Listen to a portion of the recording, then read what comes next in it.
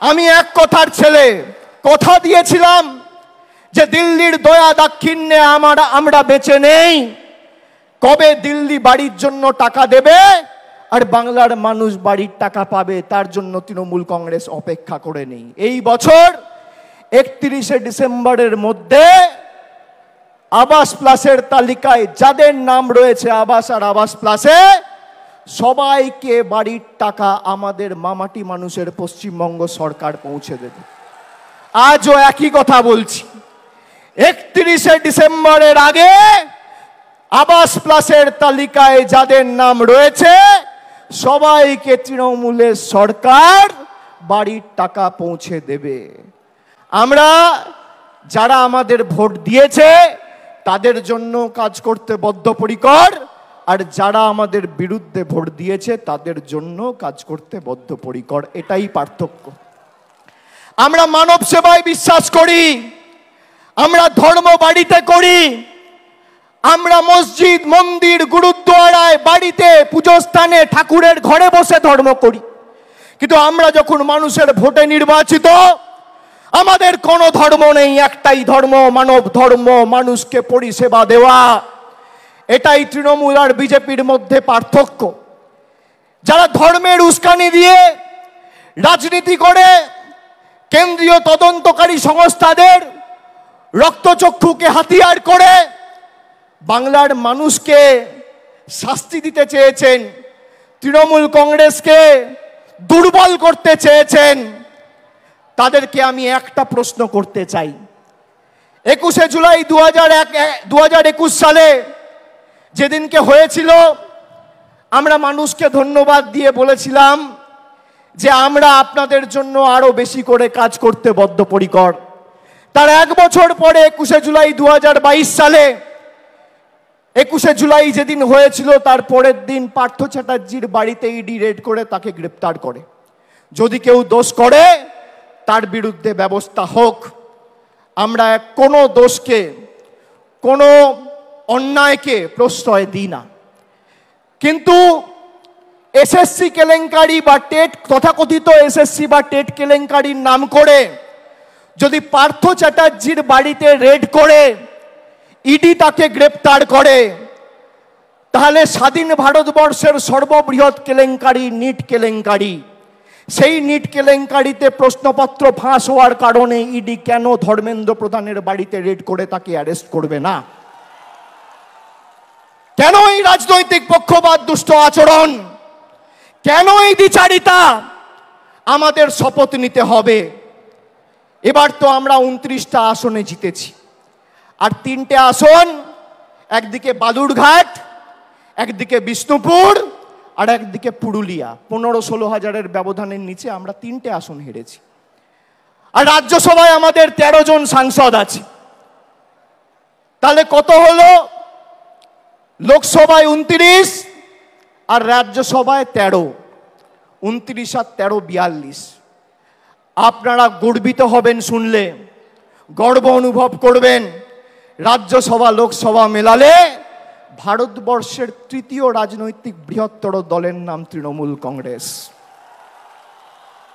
যারা বলেছিল তৃণমূলকে প্রাক্তন করব, জেলে ঢুকিয়ে দেবো, হাওয়া করে দেবো, সাফ করে দেবো, তারা আজকে নিজেরাই সাফ, নিজেরাই সাফ। আমি আপনাদের বলছি, আমি বারবার যেখানে সভা সমিতি করতে গেছি লোকসভার আগে, আমি বলেছি আমি মানুষের চোখের মুখের ভাষা বুঝি। এই যে বেলা 12টা, এখন কটা বাজে? 1টা। যারা 1টার সময় সভায় আসে, কারোর হাতে ছাতা নেই, কেউ মাথায় গামছা, কেউ রুমাল, কেউ টুপি, মাথায় ঢাকা দিয়ে বৃষ্টি ঝড় জল উপেক্ষা করে যারা আসে, তারা সিদ্ধান্ত নিয়ে আসে যে আজীবন তৃণমূল কংগ্রেসের সাথে থাকবো, বাংলার লড়াইয়ের সাথে থাকবো। তারা বক্তব্য শুনতে আসে না। আমরা ব্রিগেড করেছিলাম 10 দিনের ব্যবধানে। ফেব্রুয়ারির 27 না 28 তারিখ আমরা ঘোষণা করেছিলাম, আর মার্চের 10 তারিখ আমরা ব্রিগেড করেছিলাম। একেবারে 42 জন প্রার্থীর নাম ঘোষণা করেছিলাম। আর বিজেপির তো প্রার্থী ঘোষণা করতেই লেজে গোবরে হতে হয়েছে। আমরা এক জায়গা থেকে 42 জন প্রার্থীকে দাঁড় করিয়ে মানুষের আশীর্বাদ চেয়েছি। আমরা বারে বারে বলেছি আমাদের কোনো দম্ভ ঔদ্ধত্য অহংকার নেই। আমাকে যদি মাথা নত করতে হয় আমি মানুষের কাছে করব, খেটে খাওয়া শ্রমিকের কাছে করব, ছাত্র যুবর কাছে করব, মায়েদের কাছে করব, বোনেদের কাছে করব, 10 কোটি বঙ্গবাসীর কাছে করব। আমি বিজেপির স্বৈরাচারীদের কাছে মাথা নত করব না। এত চেষ্টা করেছে আমাকে আমার বয়স্ক মা, বাবা, স্ত্রী, ছোট্ট পুত্র, কন্যা, সন্তান কাউকে ছাড়েনি হেনস্থা করতে। আমি বলেছি গলা কেটে দিলেও জয় বাংলা বলবো, গলা কেটে দিলেও তৃণমূল কংগ্রেস জিন্দাবাদ বলবো। আমরা অন্য ধাতুতে তৈরি। তৃণমূল কংগ্রেস বিশুদ্ধ লোহা, সেই লোহাকে যত পোড়াবে, যত তাতাবে, সেই লোহা তত বলিষ্ঠ, শক্তিশালী, তেজি হবে। প্রয়োজনে দেব মোরা 1 নদী রক্ত, হোক না পথের বাধা প্রস্তুর শক্ত। অবিরাম লড়াইয়ের চির সংঘর্ষে আজকে স্বৈরাচারীদের পাহাড় টলছে, জনতার সংগ্রাম চলছে। আর আমি আরেকবার তৃণমূল কংগ্রেসের সর্বভারতীয় সাধারণ সম্পাদক হিসেবে আপনাদের কথা দিচ্ছি যে যারা এই নির্বাচনে পঞ্চায়েত বা কাউন্সিলর বা মিউনিসিপ্যালিটি চেয়ারম্যান, ভাইস চেয়ারম্যান থেকেও মানুষকে বোঝাতে অক্ষম হয়েছেন বা তাদের নির্দিষ্ট এলাকা থেকে প্রত্যাশিত বা আশানুরূপ ফল হয়নি, একইভাবে আমরা টাউন সভাপতির বিরুদ্ধেও ব্যবস্থা নেব, মিউনিসিপ্যালিটি চেয়ারম্যানের বিরুদ্ধেও ব্যবস্থা নেব। গ্রাম পঞ্চায়েতের ক্ষেত্রে প্রধানের বিরুদ্ধেও ব্যবস্থা হবে, অঞ্চল সভাপতির বিরুদ্ধেও ব্যবস্থা হবে।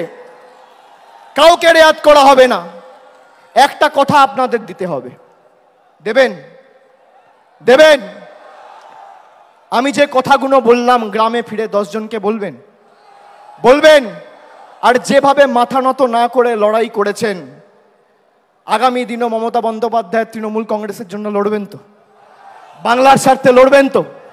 লড়বেন তো? লড়বেন তো? কথা দিচ্ছেন? দুহাত তুলে বলুন কথা দিচ্ছেন? কথা দিচ্ছেন? কথা দিচ্ছেন? কথা দিচ্ছেন?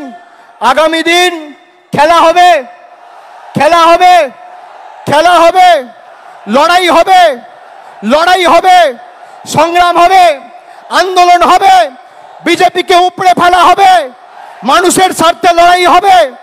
কথা দিচ্ছেন তো? আমরাও কথা দিচ্ছি, যা কথা আমরা দিয়েছি শরীরের শেষ রক্তবিন্দু পর্যন্ত কথা পালন করব। প্রত্যেকটা দেওয়া কথা আমরা পালন করব। আমি বক্তব্য দীর্ঘায়িত করব না।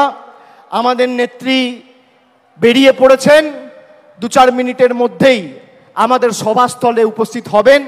আমি সকলকে আরেকবার ধন্যবাদ, কৃতজ্ঞতা, নতমস্তকে প্রণাম, সালাম, অভিজ্ঞতা, অভিনন্দন, জোহার জানিয়ে আমার বক্তব্য শেষ করছি। জয় হিন্দ, বন্দে মাতরম, জয় বাংলা।